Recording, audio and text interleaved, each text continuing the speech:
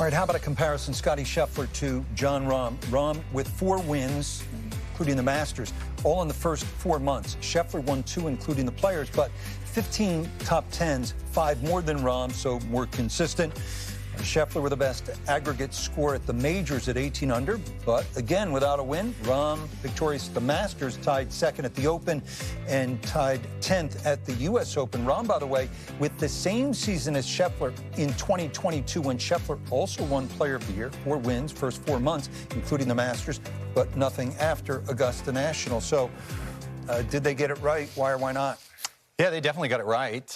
Look, I can understand the bias towards Jon Rahm. He had the better start to the year, but the better year, plainly, as you could just see it right there. I mean, the scoring average that he had was almost, well, a little bit more than 4/10 of a shot better every single round than Jon Rahm. Jon Rahm's play fell off, I think, precipitously after April. Just to put into perspective how good of a year it was for Scottie Scheffler from a scoring standpoint, only one other person in the history of the PGA Tour has ever averaged better over the course of a year. Now, that one person was Tiger Woods, who did it 7 times. But when it's just Tiger Woods ahead of you in all-time scoring average, I think that speaks to the consistency of the year, just to bring those majors into perspective. And I'll throw the Players in there as a major. His average finish in the Players, the Masters, U.S. Open, PGA, and the Open Championship was better than 8th. Contrast that with Rahm, who withdrew from the Players. His average finish in the other 4 majors, even though he won the Masters, was right at 16th. So in a great many ways, and I might say right around the time they were voting,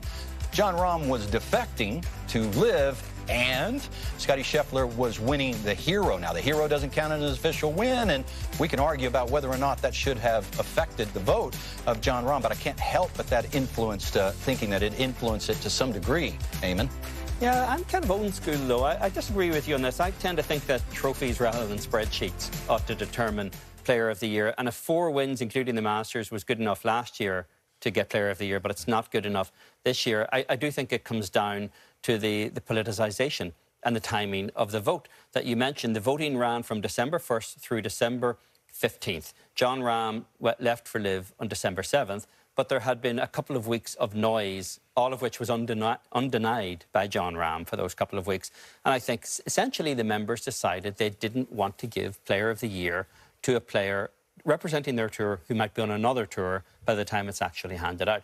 You saw the subjectivity of this kind of vote 4 years ago when Brooks Koepka won a couple of major titles, and Rory McIlroy, with the Players and the FedEx Cup, was voted Player of the Year back in 2019. It's always subjective. It's always a popularity contest to a certain extent, but I do think the timing of the vote was decisive here, more so than the actual merits of either candidate. You make a fair point, and I'm loath to say that to you. Matter of fact, that might be the first time I've ever said that to you. But nonetheless, you do make a fair point. The question does arise, you know, whose year would you rather have? So a great many people probably would say Jon Rahm's, because the Masters carries so much importance going forward. You're a member of the club.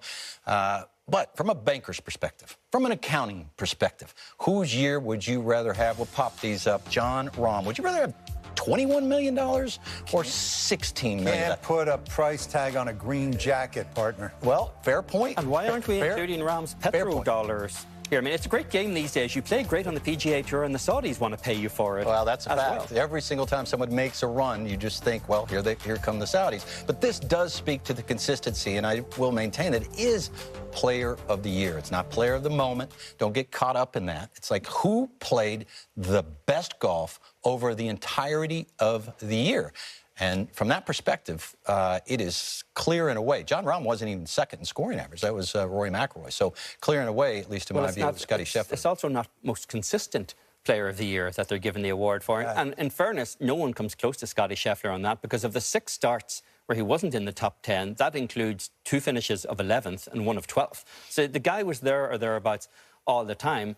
But again, a lot of people in this game are there or thereabouts consistently. Who's leaving? No, not like him. Jon Rahm. A lot of people may be consistent, but Jon Rahm left with like twice that. as many trophies.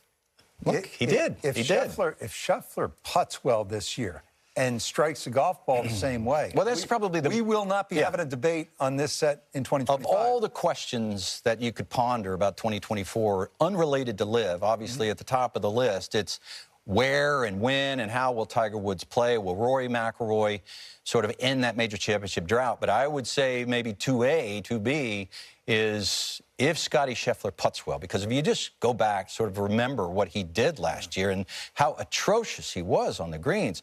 Finishing next to last, he was, here he was at the Charles Schwab Challenge in essentially his backyard in the Dallas-Fort Worth metropolitan area. He only lost by 1 shot and lost, well, damn near double-digit shots over the course of the week on the greens. And then that wasn't a one-off because he was hitting the ball just as well just a few weeks later at the Memorial and was dead last. Now, he finished 3rd at the Charles Schwab Challenge, 3rd at the Memorial, losing each of these tournaments by 1 shot. And again, losing far more shots than that on the putting green. When you think about the monster years that Tiger Woods had in 2006 and 2007 from a ball striking standpoint, and those are the only 2 years that a player ever struck the ball better than Scottie Scheffler struck it this year. Too bad we didn't have strokes gained in 2000 because Tiger Woods would have been off the charts. But Tiger Woods was 2nd in strokes gained putting in 2007, won 7 times, 21st in strokes gained putting in 2006, won 8 times. So, you know, you look at the 2 wins he had and you thought, well, make him one of the better putters in the world. And who knows what we saw at the Hero. Perhaps he is onto something with that man right behind him, Phil Kenyon, who is just a whale's source of information about the putting. What change did they make? Well, they changed the way his putter flowed through the ball. He was lowering his hands, raising the putter, and hitting it on the hill. I'm listening to Phil Kenyon talk about this. And look, Phil Kenyon's going to talk about starting point. You know, is your ball starting on the right line? Do you have the right speed and do you have the right read? If one of those is off, it's you know if 2 of those are good, it's likely the other one. So they affected you know, just the way his putter was flowing through the ball, making sure his hands weren't dropping down, hitting it on the heel. So that had a lot to do with his starting point and likely a lot to do with his confidence going forward.